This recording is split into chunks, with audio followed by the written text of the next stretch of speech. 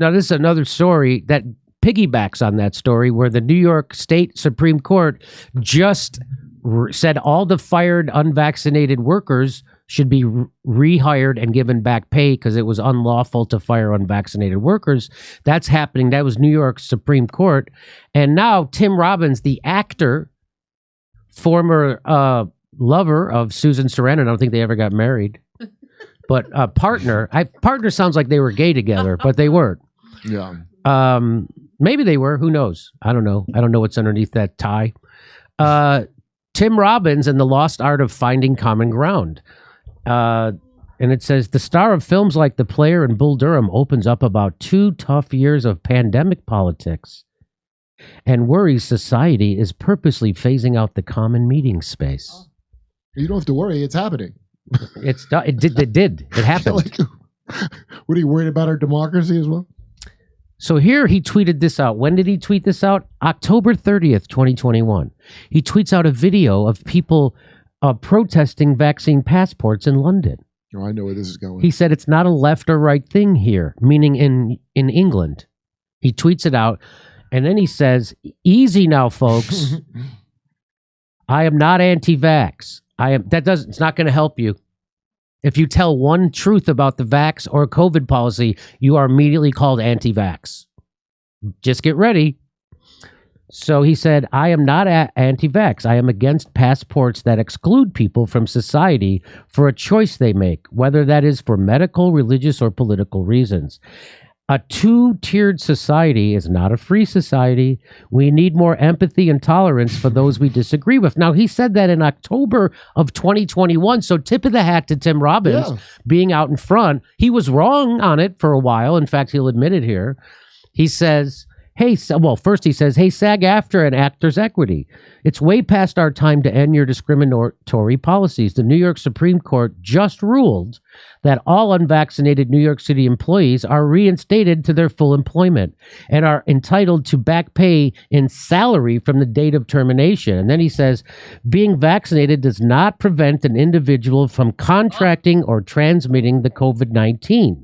As of the day of this decision, the CDC guidelines regarding quarantines and isolation are the same for vaccinated and unvaccinated individuals. And that's from the Honorable Ralph J. Porzio. Not us.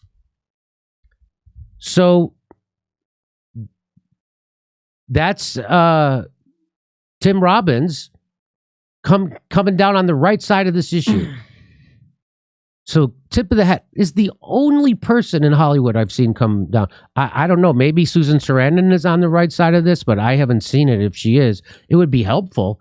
I doubt it. So this is from the article by Matt Taibbi. He says, in part, this is because the entertainment business remains mired in high vigilance mode when it comes to pandemic restrictions, with an omerta still hovering over vaccine-related questions. Robbins himself was with the program early, which he now seems to regret. I was guilty of everything that I came to understand was not healthy. I demonized people. So this is him. This is big deal. He's doing this. I think this shows a lot of character.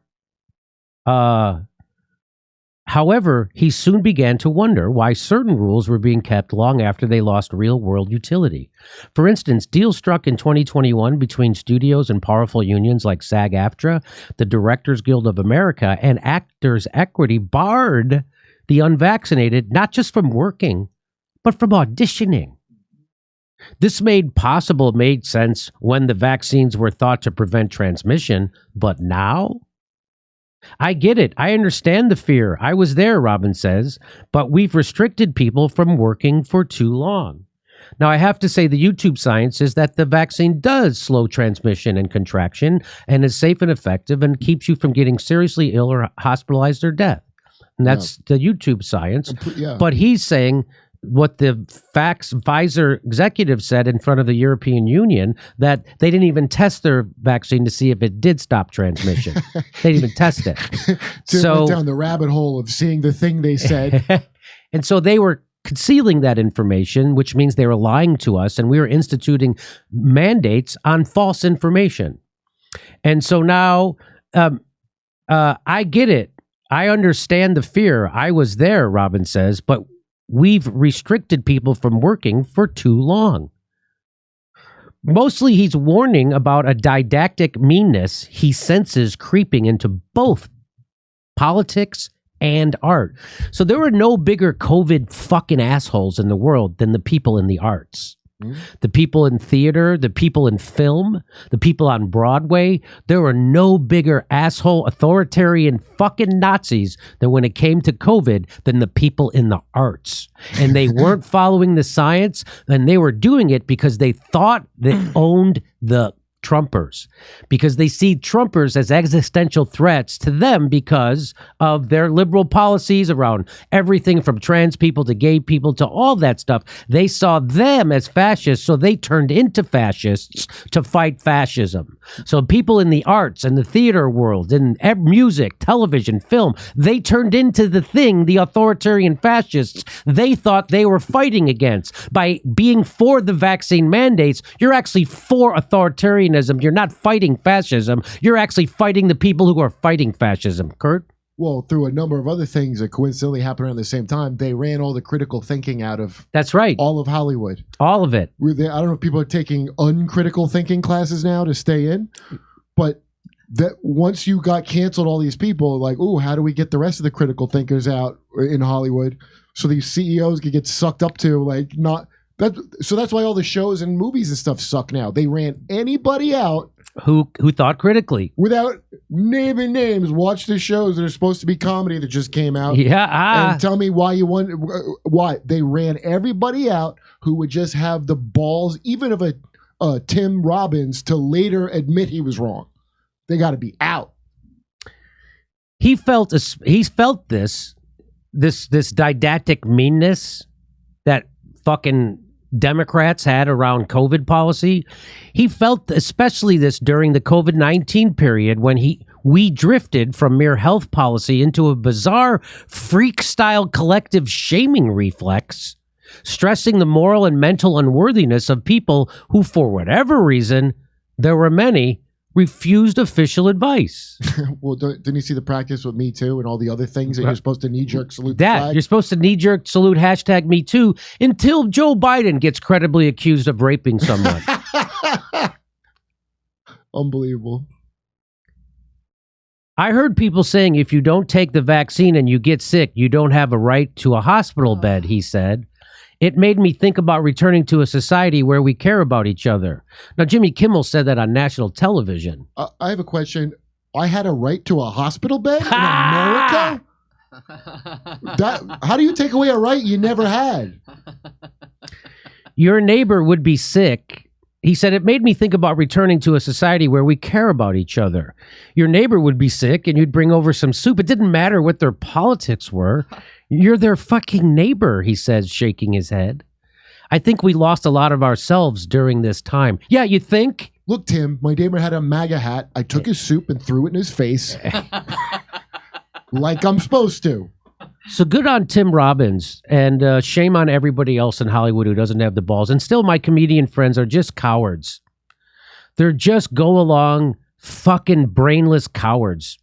You can go to a comedy club tonight, and I guarantee you're going to see a comedian on stage shaming people for not getting vaxxed, not wearing masks, or for actually trying to get informed about an experimental medical treatment that they're being forced to take under punishment of losing their job or not being able to travel. Well, what do you expect from people so ballless they have to make a special apology for being seen in a picture with their friend Dave Chappelle of many years? Like, what kind of person? That's all of them. I want to be invited to the cool table. Man, it doesn't feel good to be alive right now in this situation. It doesn't feel good. I have lost so much respect for so many people that I really think are funny. Yeah, well, and that I used to love hanging around with, and I just don't respect them. And they're not going to make an. I remember I was in a comedy club in Hollywood, and my friend had gone up on stage and made fun of people who were trying to get informed about the COVID vax. And he would say, "You're just a fucking moron sitting on your couch watching Netflix, and now you're a researcher." I saw my friend of 25 years say that on stage. And when he came off, I confronted him. And I said, really? That's your comedy now? You're shaming people for fucking reading and trying to get informed about big pharma enforcing a product that hasn't been tested? You're now going to fucking shame people for that? You think that's smart? You're now pushing status quo propaganda and shaming people for thinking? And my friend didn't know what to say. Didn't say anything. Dana Gould stood there silently. Dana Gould stood there silently. And they're not embarrassed. They're not embarrassed. Comedians go on stage and shame you for reading and trying to get informed. Comedians will go on stage and shame you for being skeptical about big pharma and the government coming together to mandate a product that hasn't been tested for long-term studies. Well, we got to test out new identities for our identity politics. That's right. As everybody practiced the last 10 years, now you got to have new ones. And then eventually we'll get to digital identity politics. Like it'll just be ID. Well, let me remind everybody that the vaccines are safe and effective. They'll prevent you from getting seriously ill or hospitalized or death, and they slow the transmission and contraction of the virus. They're fantastic. We'll see you November 19th and 20th in Austin, Texas. November 26th, that's the Saturday after Thanksgiving, in Burbank. And then all December, we're going to be in Los Angeles doing Friday night shows. Go to jimmydore.com for a link for all the tickets and become a premium member. While you're there, you get all of our videos unedited. jimmydore.com, not Jimmy Dore Comedy.